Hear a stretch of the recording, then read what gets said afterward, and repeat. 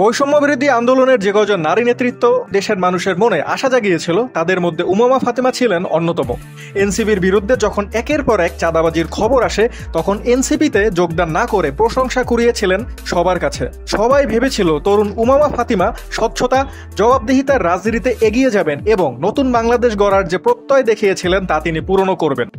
তবে সম্প্রতি উমামার লেখা রোকেয়া হল কর্তৃপক্ষ বরাবর একটি দরখাস্ত নিয়ে শুরু হয়েছে সমালোচনা, যেখানে লেখা ছিল বাম সংগঠন বাদে সকল দলের রাজনীতি নিষিদ্ধ করতে হবে ঢাবির হলগুলোতে। আর এই অদ্ভুত দাবির পেছনে রয়েছে অনেক বড় একটি কারণও। বৈষম্য বিরোধী আন্দোলনে যোগদানের পূর্বে তিনি মূলত ছাত্র ফেডারেশনের রাজনীতি করতেন, যা মূলত একটি বাম সংগঠন, এবং এ বিষয়টি ক্লিয়ার করেছেন মেঘমল্লার বসু। যদিও উমামা দরখাস্তটিকে ভুলে ভরা এবং অন্যের রচিত বলে দাবিও করেছেন। তবে বিশ্লেষকদের বিশ্লেষণে উঠে এসেছে বেশ কিছু সত্য তথ্য, যা পরিষ্কার করছে বামেরা কিভাবে ডাকসু দখলের পরিকল্পনা করছে সাধারণ শিক্ষার্থীদের বেশে। প্রথমত, ঢাবিতে ছাত্রদলের কমিটিতে ছাত্রলীগ রাখায় সমালোচনা শুরু হয়।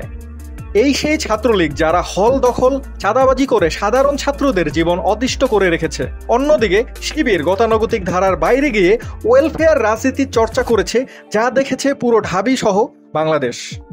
এছাড়া শিবির রাজনৈতিক কর্মকাণ্ডের থেকেও একাডেমিক এবং সাংস্কৃতিক কর্মকাণ্ডের দিকে বেশি সক্রিয়, যা অন্যান্য সংগঠনগুলো সচরাচর করে না।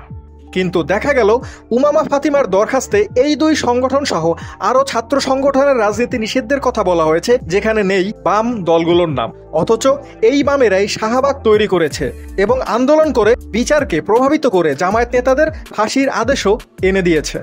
সেই বামেদের সাবেক সক্রিয় নেত্রী উমামা ফাতিমা ডাকসুকে কেন্দ্র করে ঢাবিতে শিবির ছাত্রদল বাকসাসকে নিষিদ্ধ করতে দাবি করায় অধিকাংশ ঢাবিয়ানি অবাক হয়। ছাত্রলীগের হাত থেকে মুক্ত করা ছাত্র সংগঠনগুলোর দেয়া হলে হলে পানির ফিল্টারও ভেঙে ফেলেন সাধারণ শিক্ষার্থী পরিচয়ে, যার পেছনে বাম সংগঠনের ইন্ধন রয়েছে বলেও জানা যায়। আসলে বামের চাওয়া শিবির সহ অন্যান্য রাজনৈতিক দলগুলোকে নিষিদ্ধ করে এ সংগঠনগুলোর সুপরিচিত নেতাদেরও ডাকসুতে যাতে নির্বাচন করতে না দেওয়া হয়। এতে মাঠ অনেকটাই ফাঁকা হয়ে যাবে এবং তুলনামূলক কম পরিচিত ছাত্রদের সাথে প্রতিযোগিতা করতে হবে। ধারণা করা যাচ্ছে বামেদের এই মাস্টার প্ল্যানের প্রধান চরিত্র সাবেক বাম নেত্রী এবং বৈষম্য বিরোধী আন্দোলনের সমন্বয়ক উমামা ফাতিমা।